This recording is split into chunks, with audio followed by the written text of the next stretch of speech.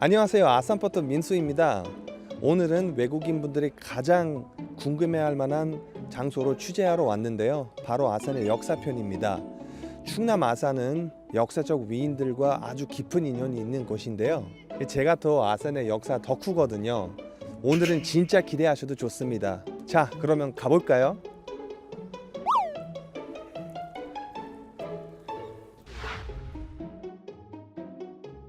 네, 여기는 대한민국의 대표적인 인물인 충무공 이순신 장군의 유적지 현충사입니다.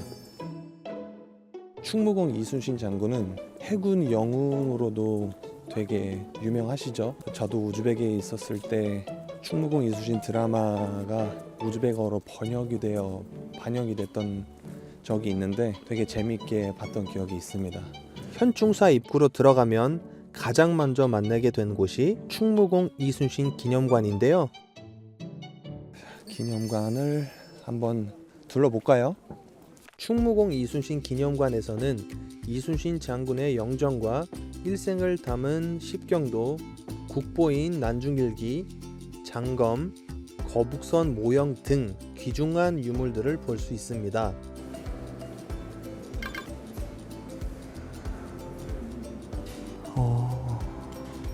허리띠, 이게 실차 충무공 이순신 장군님의 유품인 것 같아요. 홍로라고 되어 있네요.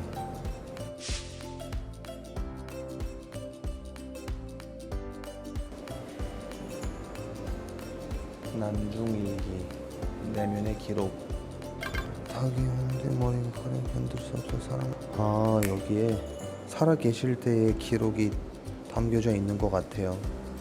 유네스코 세계 기록 유산으로 지정된 난중일기는 이순신 장군이 약 7년간 전투 기록과 일상을 직접 남긴 일기인데요. 필사직생, 필생직사. 죽고자 하면 살 것이고 살고자 하면 죽을 것이다. 충무공 이순신 장군님의 각오이지 않았을까 싶습니다.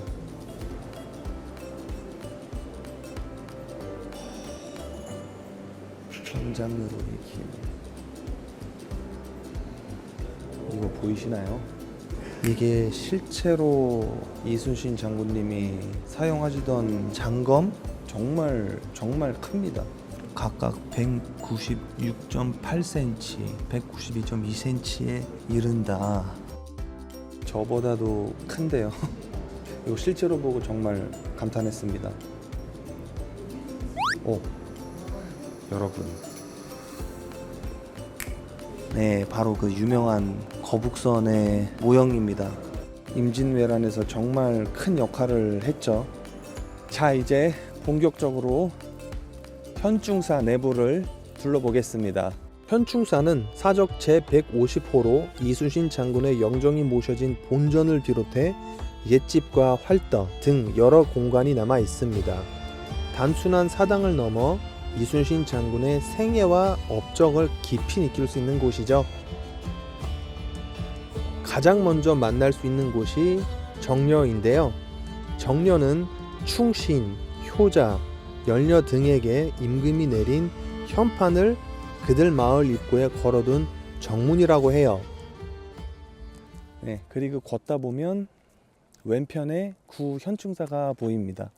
구 현충사는 대원군의 서원 철폐령으로 없어진 옛날 현충사를 1932년에 국민 모금으로 중건한 건물이라고 합니다. 풍경도 좋고 산책하기가 좋습니다. 가을에는 여기 멀지 않는 곳에서 은행나무 길이 있는데 정말 다 막 노랗고 가을다운 그런 모습이라고 할까요? 지금도 좋지만 또 가을에는 약간 조금 더 다른 풍경을 볼 수 있지 않을까 싶습니다.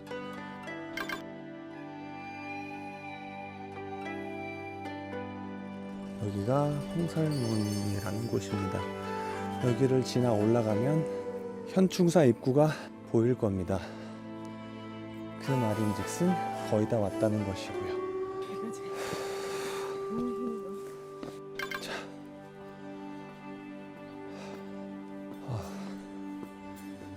두근두근 여러분, 드디어 현충사에 도착했습니다. 바로 이것에 충무공 이수신 장군님의 영정이 모셔져 있는 곳입니다. 저도 가서 인사드리겠습니다.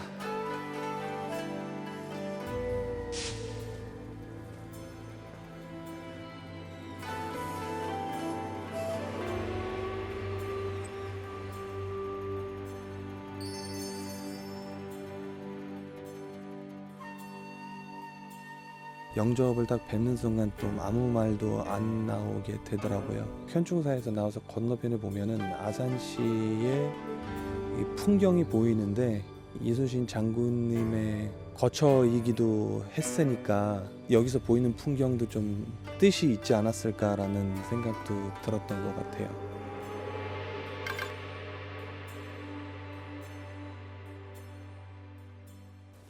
현충사에서 내려서 왼쪽 문으로 이동을 하면 이순신 장군님이 실제로 사셨던 옛집 터가 있습니다. 이순신 장군이 무과에 급제하기 전부터 살던 집으로 이후 후손들이 대대로 1960년대까지 생활했다고 해요. 집 뒤편에는 충무공의 위패를 모신 가묘가 있다고 합니다. 여기는 장군님이 활 쏘기 연습을 하던 활터인데요. 조선시대 최고의 명장이 훈련하던 곳이라고 하니 느낌이 다릅니다. 4월부터 10월 사이에 오면 이곳에서 활쏘기 체험도 할 수 있다고 하네요. 현충사는 한국 관광 100선에도 선정될 만큼 사계절 내내 관광객들이 끊이지 않는 장소인데요. 중요한 정보 하나, 입장료 없습니다. 언제든지 무료로 입장하실 수 있습니다. 다음으로 갈 곳은 아산 맹시행단인데요. 현충사에서 차로 15분이면 도착하는 곳이니까 아산 투어에 꼭 넣어보세요.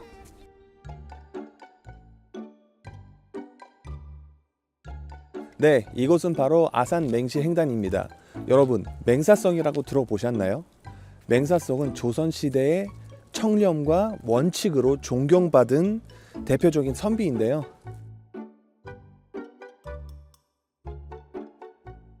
더 깊은 역사 이야기를 듣기 위해 해설사님을 모셔보겠습니다. 안녕하세요. 네, 안녕하세요. 안녕하세요, 해설사님. 반갑습니다. 반갑습니다. 처음 네. 뵙겠습니다.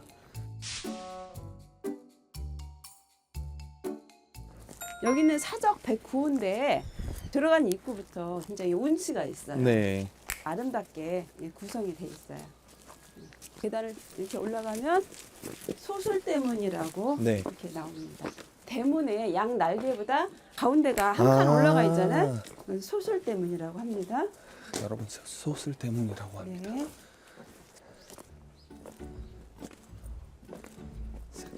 행단이란 은행나무 아래 이렇게 단을 쌓고 제자들을 가르치는 강학처라고 볼 수 있어요. 그래서 공자님께서 그렇게 했듯이 이 맹사성의 아버지 맹희도께서도 은행나무 아래서 이렇게 강학을 했다. 그래서 맹씨가 강학을 했던 자리, 그래서 맹씨 행단이라고 네, 이렇게 불려지고 있어요.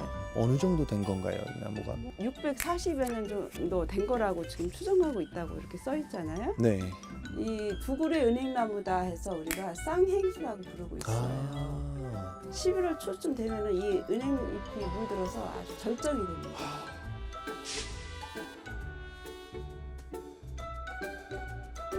여기 우리 지금 고택으로 이동하고 있는데 이 고택이 고려시대 건축 기법이 남아있는 유일한 우리나라에 하나밖에 없는 민가다 이렇게 소개해드릴 수 있어요. 하나밖에 없다. 고려시대 건축 기법이 건축으로. 남아있는 민가. 이 창호를 보시면은 우물정자처럼 생겼다 해서 우리가 정자쌀이라고 불러요. 근데 이 정자쌀은 굉장히 조선시대도 거의 사라지게 되고 고려 네. 끝날 때부터 조선 초기 그때 찾아볼 수 있는 창호의 기법이다 이렇게 볼 수 있고요.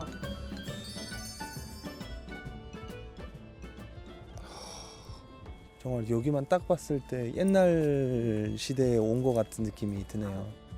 9그루의 느티나무가 있는 정자다. 그래서 구계정입니다. 구계정. 그 당시 황희정승 그다음에 건진대감, 맹사성대감 이 3정성이 여기 오셔서 느티나무를 3그루씩 심어서 세 그릇씩이요? 그래서 9괴정입니다. 지금 여기 이렇게 코브라만 이렇게 누워 있는 요 그러네요. 느티나무가 네. 9그 중에 한 그루입니다. 그래서 옛날부터 이게 남아 있다는 것도 되게 대단한 거죠. 네 너무 대단한데요. 한번 올라가 보시겠어요? 네. 여기죠? 구계정이라고. 전 그 청백리의 뜻이 궁금합니다. 한마디로 이 공직 생활을 함에 있어서 부정부패를 멀리하고 네. 깨끗한 관리를 청백리라고 하죠. 맹사성 대감의 모든 유물과 기록을 전시해 놓은 곳이 기념관인데 그 외국어로도 영상이 돼요. 오늘은 아산 역사 속으로 들어가 이순신 장군과 맹사선 선생을 만나봤는데요. 아산 주요 관광지와도 가까운 거리에 있으니 잠깐이라도 시간을 내서 꼭 한번 둘러보시기를 바라겠습니다. 그럼 지금까지 아산포토 민수였습니다. 안녕.